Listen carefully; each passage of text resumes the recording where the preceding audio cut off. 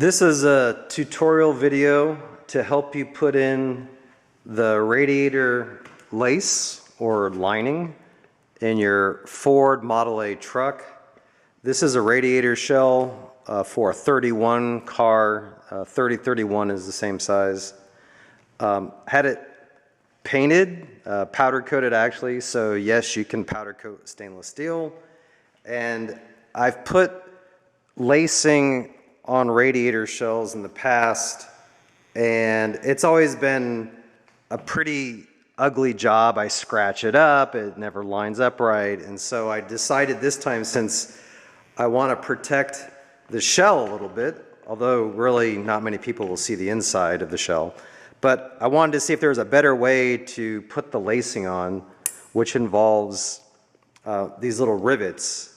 And just so you know, the rivets, the head of the rivet is on the outside where the hood goes, and you spread them on the inside. So what are some tools to help you out here? I've got a hammer, needle nose pliers, flathead screwdriver. So I'm pretty sure you all have this in your garage somewhere. Now the key things that make this job complete is a punch.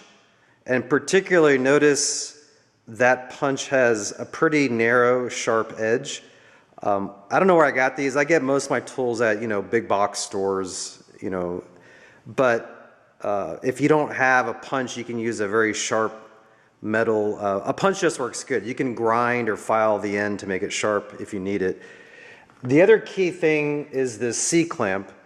I got this at Harbor Freight, and I'm going to just jump ahead a second. I have different size C-clamps. I originally thought a little one would work, but I found out later on as I did this project, not too big, but a bigger one works better because it gives you more surface area here. And also, if you look at the torque, I can crank this little screw down on the clamp. I get more leverage here than the small one. So use what you got, but these C-clamps are really cheap. I think I bought this everything at Harbor Freight's cheap. It's probably a few bucks. Anyway, and not needed but really helpful is a magnetic dish. So this way little parts, little metal rivets don't roll out or across the table or floor. Okay, so that's, and let me show you why I'm doing this here. So let's zoom in on some rivets I've done so far. You know what, I got a glare. Is this, hold on, let me take, is this gonna work? Let's see. Yeah, that one right there. So if you look, I've put a few in already. There's a rivet here and a rivet here. And notice how they're really flat, they're flat to the can I focus here? Maybe not.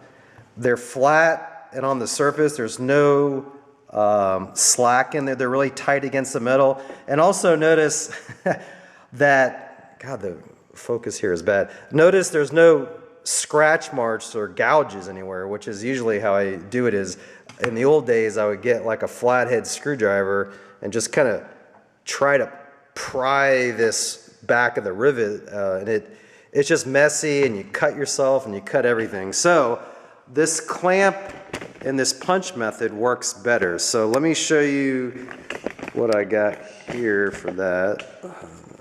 What's wrong with my... Okay, so let me start on this process.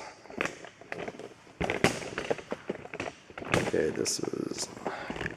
this stand is not working here. Okay. Let's go. Okay, so to start, let's start with the lace. So, I forgot. You also will need some 2x4s. So why do you need the 2x4s? Well, when you go through here, let me focus in on a part I'm doing right here. Okay, when you're putting this lace on, you want to measure it up. So as you go through the hole, there's holes here in the radiator shell, and this lace will protect the hood. So your hood's going to sit, your Model A hood will sit on here and keep it from scratching on the radiator shell. So you have to, That didn't even show up, did it? So I'm gonna have to redo this video. So let me come over here and zoom in. So let's do the next hole here. So the next hole is right there. So what I'm gonna do is I'm gonna line up this punch. So there's the hole, and I'm gonna line, so you wanna pull on the lace, get it tight, not too tight, and just line it up there and start a mark. Now if you don't get it right the first time, you got a little play, you can do a second mark, it's not as easy. And then what you do is you then put that mark, once you have the mark in your lace, once you have that mark there, and you can't see well in the video, but like, you know, I see a mark. If I were to like lose my, you can't see in the video, I can see right there there's a hole where I punched it in. So you go there. Now you use your hammer. All right. And, all right. So the wood there is soft. Now when you pull it out, you can see a hole. Well, you can't see, there's a hole there, and what you're going to do is to make sure that rivet can fit through there, because your punch has it's an angle here, it's tapered. You want to push your punch through and twist it and get that to be a bigger hole. So now, if I hold this up to the light, you can see there, you can see I have a hole in there now. And you want to just work that hole big enough with the punch until you can fit a rivet in. So I'm going to go over here and get a rivet. All right, so there is a little rivet for your radiator shell on the Ford Model A. So what I'm going to do now is just put it through that hole.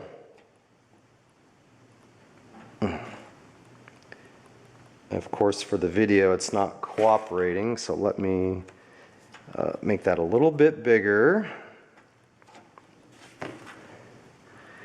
And now I dropped the rivet. Sorry, folks. I know this is painful to watch. Let's put this. Okay. So now, let me go back on the video here. There's the rivet. It's in there. Zoom in. Okay.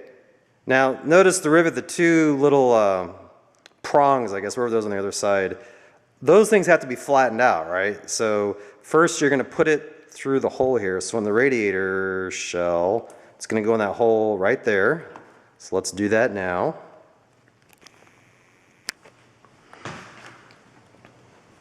All right, that's the easy part. So now, before you put the clamp on there, let me see if I get there. All right, now I'm going to bring this over a little bit. All right, where are we? Oh, here. Okay, so let me zoom in.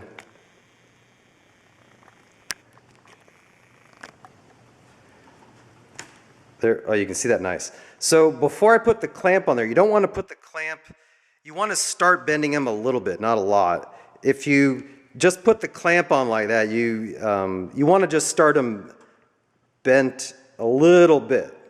So I've experimented with different ways to do that.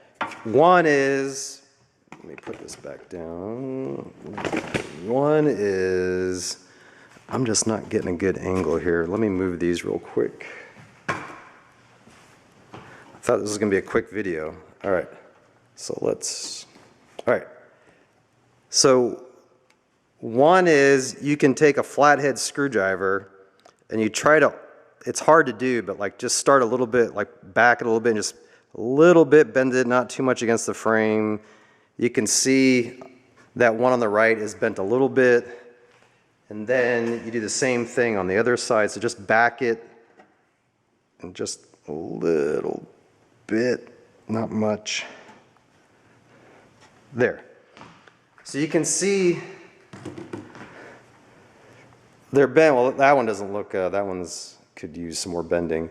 So they start a little bit, but the other thing I do is these needle nose pliers. So there's different size, but I don't know what gauge this is. Is this, well, I don't know. But not tiny needle nose pliers, but, you know, again, not expensive tools, but they do help. I use the needle nose plier on here to kind of just get a little bit of more of an angle down like that. You can see that one on the left is very bent now. And let's go on the right and start him. All right. So there, let me zoom in. That's horrible focus. Let's see. Maybe I can just bring it over here like that. Oh, there, much better. So now they're started, they're bent, but they're not all the way, right? So here's where the C-clamp comes in. I use the shiny side of, let me zoom out of here a little bit.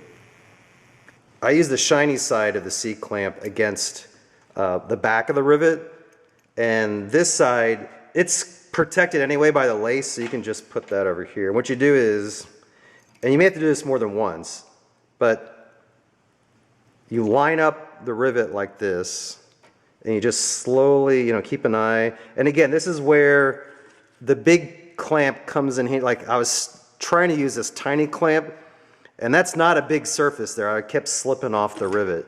This is a little bit bigger. So as you tighten down, you'll feel, you just gotta, with one hand, you gotta just keep it on centered on the back of that rivet and just keep, and then you'll feel it get, you know, it'll get tight, which is good. And you can have really good control. So now when I tighten this down, and you don't want to bury it into the, you know, you don't want to over tighten it and bury it into the, you know, it needs to be snug, but it's not, you know, it's not a bolt. So you can always back off and look, right? So if you feel like it's getting tight, just back off. Let me zoom out here. Just back off and take a, and that's a good, so let me see if you can, let me see if I can flip this for you guys. Now look, that is a good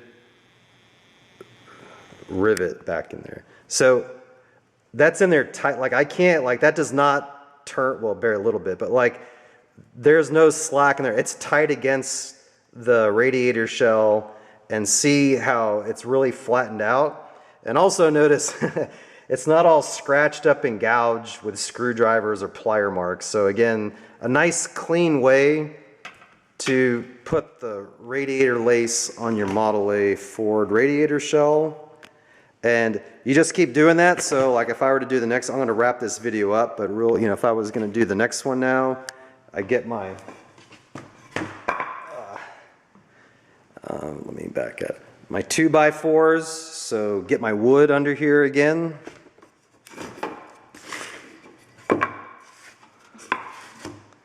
Okay, line up my next hole in the radiator. There it is. That's the next hole in the radiator shell.